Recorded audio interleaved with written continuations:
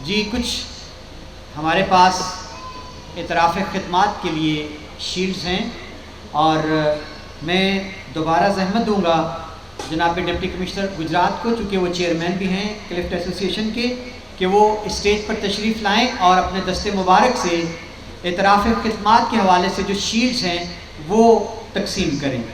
Doctor Ejaz Bashir से मुल्तमिस हूँ कि वो भी मुआवनत के लिए डिप्टी कमिश्नर साहब के साथ तशरीफ़ ले आएँ। मैं दावत देता हूँ शील्ड वसूल करने के लिए मीडिया की जानिब से।